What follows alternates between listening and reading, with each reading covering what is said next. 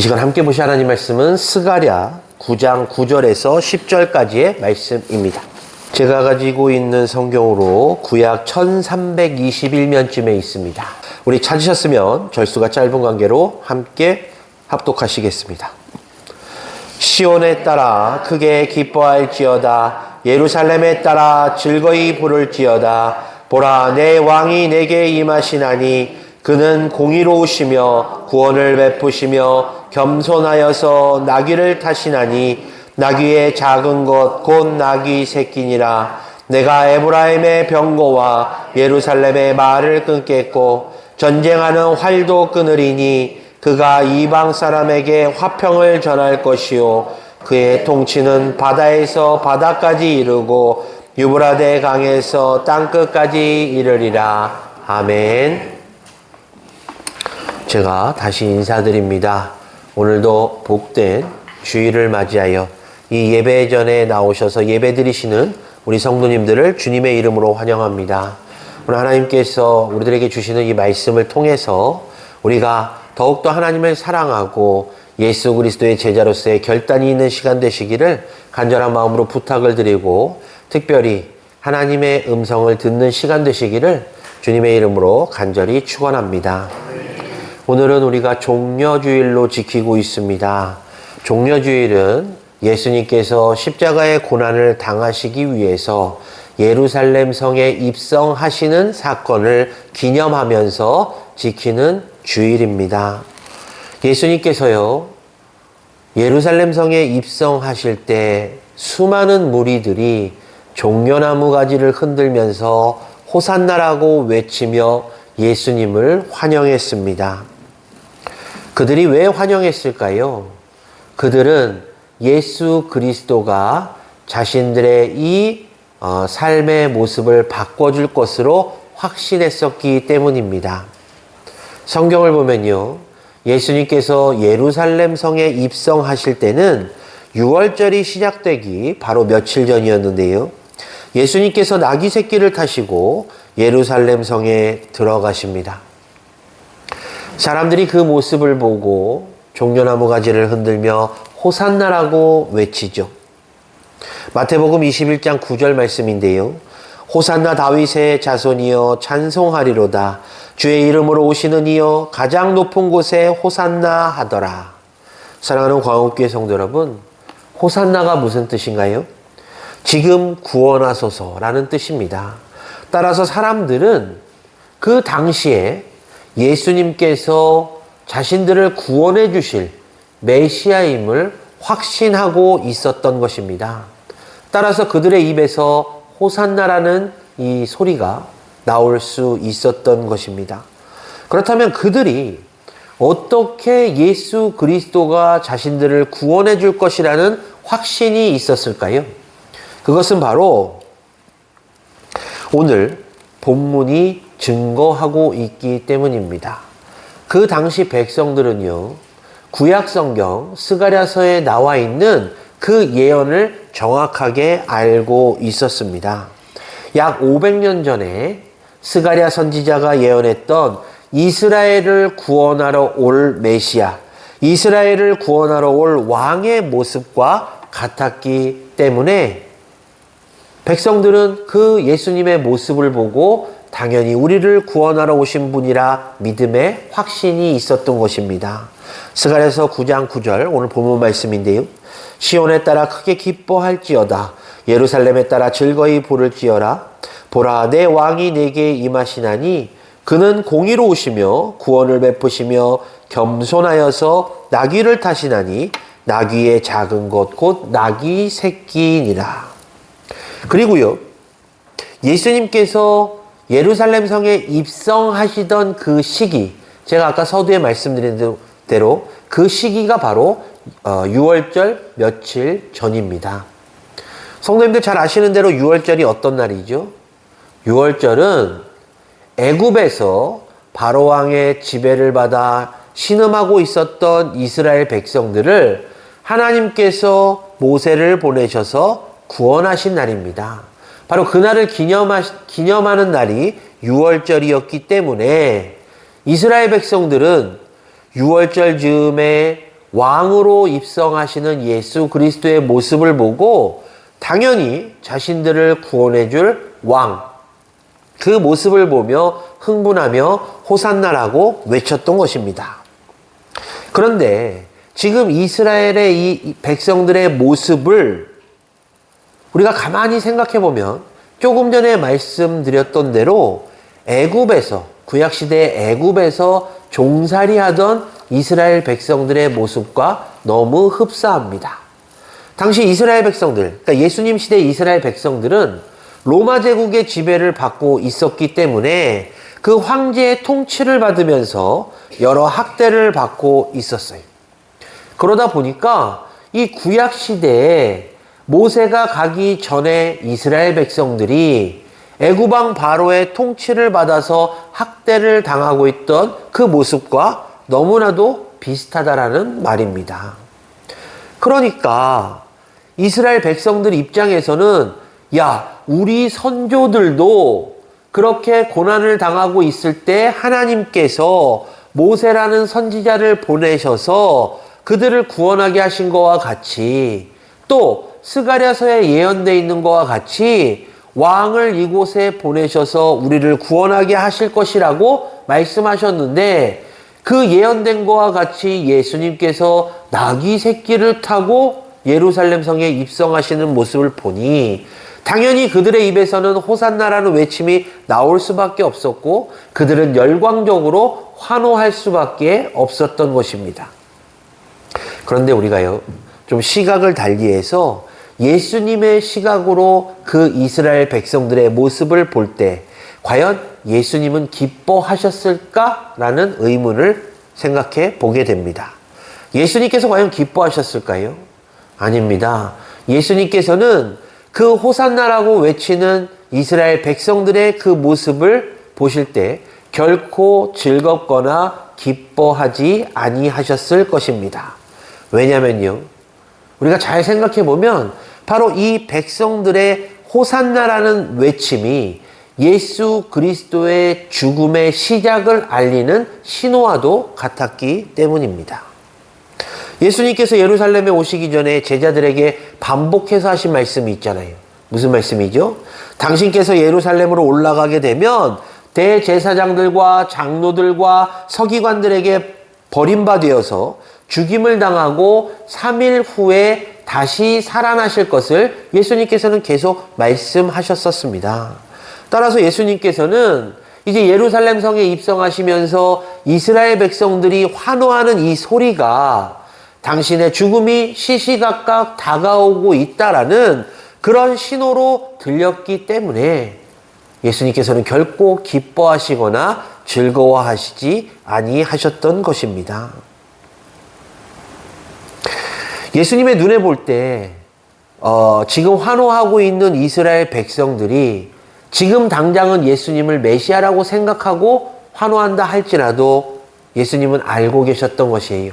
그것은 바로 며칠 뒤가 되면 대제사장들과 서기관들의 저들이 선동되어서 예수님을 죽이라고 외치고 소리칠 것을 또한 예수님은 아셨기 때문에 예수님의 마음은 결코 즐겁거나 기쁘지 아니하셨습니다. 그리고 실제로 성경을 보면 이렇게 호산나라고 외쳤던 이 사람들이 며칠 되지 못해서 예수를 십자가에 못 박으라고 외치는 그런 모습으로 돌변하게 됩니다. 참으로 이상하지 않습니까? 우리가 한번 생각해 볼 문제인데요. 아니, 며칠 전에는 예수님이 우리의 왕이시오, 우리를 구원하실 분이다 라고 열렬하게 외치던 사람들이 단 며칠 만에 완전 그들의 마음이 바뀌어서 예수를 죽이라, 끌어내어 죽이라라고 외치는 어떻게 며칠 만에 그렇게 바뀔 수가 있었을까요? 혹시 성도님들은 생각해 보신 적 있으신가요? 그 이유는 이러합니다. 이스라엘 백성들의 모습으로 보기에, 이스라엘 백성들의 눈으로 보기에 그들이 원하는 메시아의 모습이 아니었기 때문입니다. 예수님께서는요, 이 땅에 온 인류를 구원하시기 위해서 오신 분입니다. 따라서 지금 이스라엘 백성들이 생각하고 있는 그 왕의 모습, 예루살렘 성에 들어오자마자 많은 군사들을 모아서 자신들을 지배하고 있는 로마 군대와 대적해서 큰 승리를 얻고 자신들을 해방시켜줄 그 모습으로 생각을 했었는데, 이 땅에 오신 예수님은 너무나도 초라한 모습으로 빌라도 법정에 서게 되고, 그 모습을 목격한 사람들이 우리가 생각했던 그 왕의 모습이 아니라는 것에 대해서 자신들이 예수님이 예루살렘 성에 입성하실 때 그렇게 환호하고 외쳤던, 호산나라고 외쳤던 자신의 모습들이 부끄럽고 허망해서 예수를 끌어내 죽이라고 외치게 되었던 것입니다. 사랑하는 광운교회 성도 여러분, 이러한 사람들의 모습은 비단 우리들의 모습과 대조됩니다. 아니, 비교된다라고 말씀드릴 수 있겠네요. 우리들도 이런 사람들의 모습과 동일한 삶을 때로는 살고 있지 않습니까? 우리가 믿고 있는 하나님, 전지전능하신 하나님께서 우리가 바라고 원하는 모든 것들을 들어주신다고 알고 있었는데, 우리가 주 예수 그리스도의 이름으로 기도하면 다 응답해 주시겠다라고 알고 기도했는데, 기도에 대한 응답이 없거나 기도에 대한 응답이 더딜 때 우리는 때로는 예수님을 원망하고 하나님을 원망하며 더 깊게 나가서는 하나님이 눈에 보이지 않으니 하나님이 과연 계시기나 하는 것이냐라는 그런 의심을 가질 때도 있지 않습니까? 우리는 분명 기억해야 됩니다. 하나님의 뜻, 그리고 예수 그리스도의 뜻은 우리가 기억하고 우리가 생각하는 것보다 더 깊다라는 것을 우리는 늘 기억해야 됩니다. 예수님께서 이 땅에 오신 목적은 바로 온 인류를 구원하시기 위해서 오신 것입니다. 따라서 지금 육신적인 삶이 내가 비록 힘들다 할지라도 내가 죽을 수밖에 없었던 내 영혼이 구원받게 되므로 이 세상에서 삶이 끝난 후에 우리가 저 천국에 갈 수 있도록 인도하신 하나님과 예수 그리스도께 늘 감사하는 마음, 그리고 의심 없이 굳건히 믿는 그러한 믿음과 마음이 우리들에게는 분명 필요합니다. 사랑하는 광운교회 성도 여러분, 이 사람들의 모습을 우리들의 모습과 비교하면서 우리들은 결단코 이들의 모습과 다른 삶을 살아야 된다는 것을 늘 기억하시기를 주님의 이름으로 간절히 축원합니다. 조금 전에 말씀드린 대로 이 사람들이 예수 그리스도를 끌어내어 죽이라라고 외친 그 이유는 바로 그들이 생각했던 왕의 모습과 예수님의 모습이 전혀 달랐기 때문입니다. 그러나 우리는 예수는 나의 왕이시요 우리의 구원자이심을 늘 믿고 기억해야 되는데요. 따라서 오늘 이 시간에는 구원의 왕으로 오시는 예수님이 어떤 분이셨는지 본문을 통해서 함께 상고해보고 예수님의 어떠한 모습이 우리를 구원해 주셨는지를 함께 은혜 나누고자 합니다. 먼저 첫 번째로요.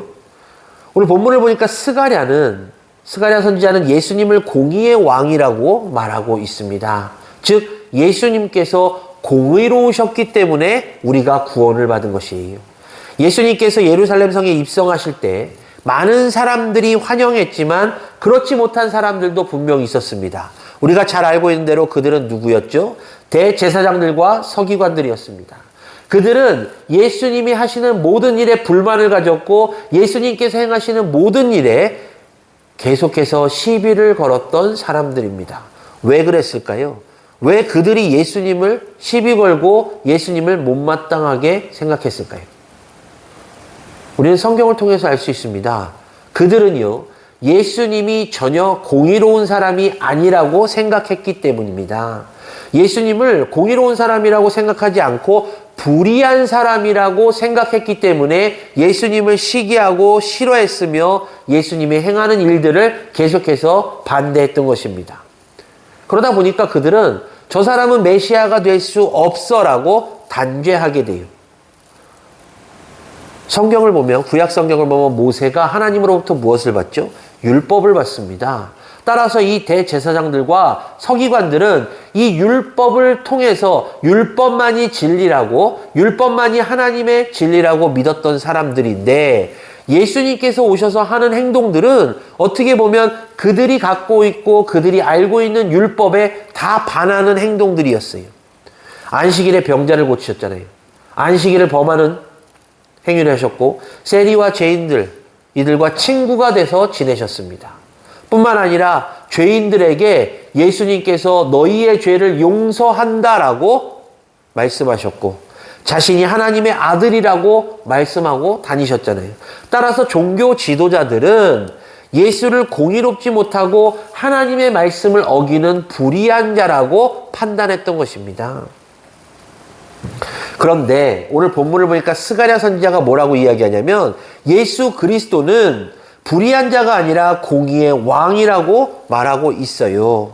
그런데 사람들은 예수 그리스도는 공의한 자가 아니라 불의한 자라고 말하고 있습니다. 자, 예수 그리스도가 율법을 폐하셨습니까? 대답하시죠. 율법 폐하셨어요? 율법을 완성시키셨잖아요. 예수님께서는 분명 율법을 지키신 분입니다. 그런데 사람들은 잘못 알고 있고 사람들은 착각하고 있었던 것이에요. 마태복음 5장 17절을 보면요, 내가 율법이나 선지자를 폐하러 온 줄 생각하지 말라. 폐하러 온 것이 아니요 완전케 하려 함이니라 라고 말씀하고 계세요. 예수님께서 어느 날 한 율법사가 찾아와서 예수님께 질문을 하자, 어느 계명이 크니까 라고 질문을 하자 예수님께서 뭐라고 답하셨죠? 첫째는 하나님 사랑이고 둘째는 내 이웃을 내 몸과 같이 사랑이다 라고 말씀하셨잖아요. 예수님께서는 이 땅에서 사역하시면서 이 두 가지를 완벽하게 이루신 분이십니다. 따라서 예수님께서는 율법을 폐하신 분이 아니라 율법을 완성시키신 분인데, 사람들 눈에 보기에는 예수님께서는 율법을 지키지 않는 불의한 사람으로 보았기 때문에 예수님을 핍박하고 예수님을 회방하는 그러한 죄를 짓게 된 것입니다. 뿐만 아니라 예수님은 어떻게 하셨죠? 십자가에 못 박히셔서 죽으심으로 공의의 삶을 완수하신 분이십니다.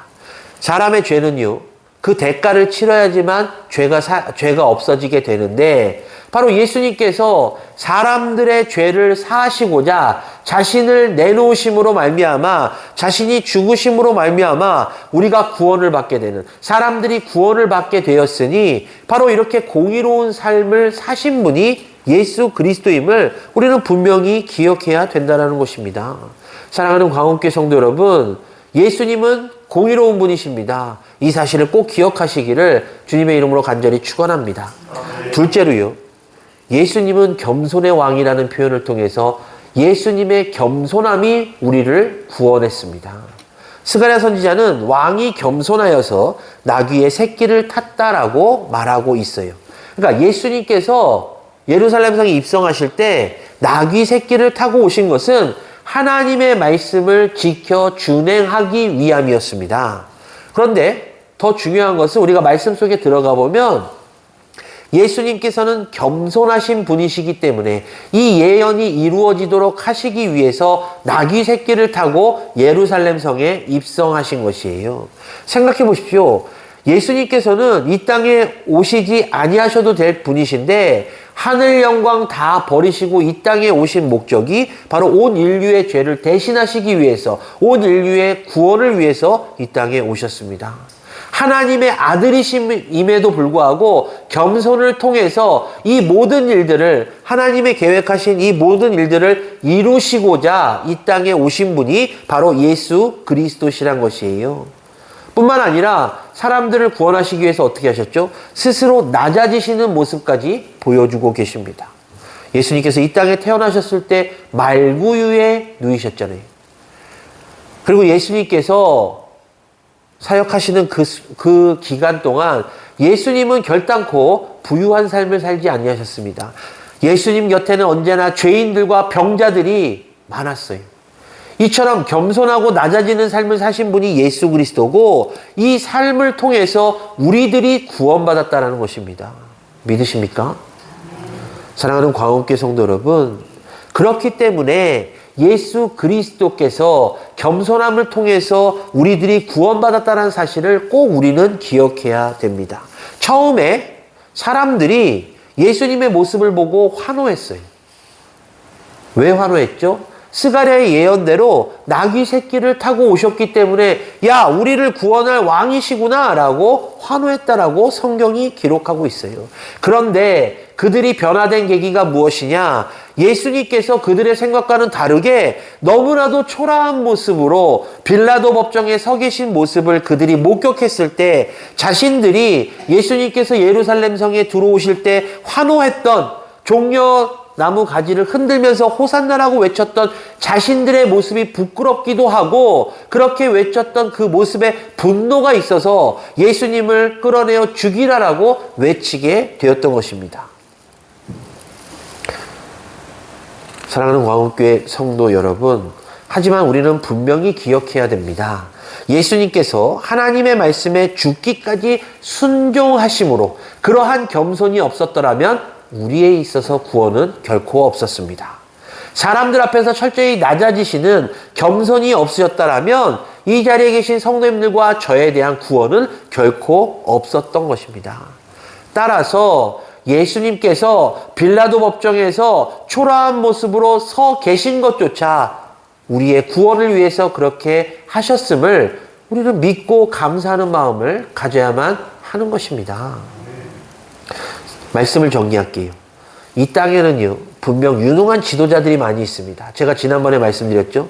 전 세계에서 가장 권력 있는 대통령이 미국 대통령인데요. 그 미국 대통령이 말한다고 해서 한마디 한다고 해서 우리가 구원을 받습니까? 우리는 구원을 받지 못합니다. 아무리 권력자가 이야기한다 할지라도 이 세상에 어떠한 능력을 가진 사람이 말한다 할지라도 우리는 구원을 결코 받지 못합니다. 우리가 구원을 받을 수 있는 것은 바로 이 예수 그리스도의 십자가 보혈의 공로입니다. 바로 이 십자가 보혈의 공로를 주시기 위해서 예수님께서 이 땅에 오셨고 오늘 새끼 나귀를 타고 예루살렘 성에 입성하고 계시는 것입니다. 때때로요, 우리들의 삶의 모습 가운데서 우리들도 여기 본문에 나오는 사람들과 같이 예수님의 나귀 타고 오시는 겸손의 예수님을 보면서 무기력하다라고 생각이 들 때가 있을 것입니다. 사랑으로 공의를 이루시는 예수님을 보면서 때로는 답답하다고 느끼실 때도 있을 수 있습니다. 예루살렘에서 나귀 새끼를 타고 입성하시는 예수님을 향해서 호산나라고 외쳤던 이 사람들이 그랬잖아요. 처음에 그 모습을 보면서 환호했으나 그 모습이 절규로 바뀌고 분노로 바뀌었습니다. 우리들의 모습은 그렇지 않은지요? 우리들은 하나님의 공로로 말미암아 하나님의 은혜로 말미암아 구원받은 우리들은 지금 이 세상 사람들과 전혀 다른 시각으로 전혀 다른 믿음으로 살아야 될 것입니다. 간절한 마음으로 부탁을 드리겠습니다. 예수님께서 오늘 새끼 나귀를 타고 예루살렘 성에 입성하시는 것은 바로 나 때문입니다. 내가 정말 죽어서 영원한 형벌을 받을 수밖에 없었던 나였지만 나의 죄를 대신하시기 위해서 초라한 모습으로 예루살렘 성에 입성하시는 예수님, 하나님의 명령에 겸손한 마음으로 순종하심으로 나를 구원하신 예수님. 인간적으로 볼 때 이 십자가 형벌이 너무나도 두렵고 무서웠지만 온 인류의 죄를 대신하시기 위해서 그 십자가를 지시고자 예루살렘 성에 입성하시는 예수님. 이 예수님이 늘 우리 성도님들 마음에 함께 하시기를 주님의 이름으로 간절히 축원합니다. 따라서 우리들의 입에서는 늘 호산나가 울려 퍼져야 할 것입니다. 이 이스라엘 백성들과 같이 처음에 호산나였다가 나중에 예수를 끌어내 죽이라 라는 외침이 아니라 하나님의 부르심을 받는 그 순간까지 우리들의 입에서는 늘 호산나가 외쳐져야 할 것입니다. 바라기는 이 시간 이후로는 주 예수 그리스도의 보혈의 공로를 기억하시고 늘 우리들의 입에서, 우리 성도님들 입에서, 온 세상의 그리스도인들 입에서 호산나가 외쳐지는 그날이 임하기를 주님의 이름으로 간절히 축원합니다. 기도하겠습니다.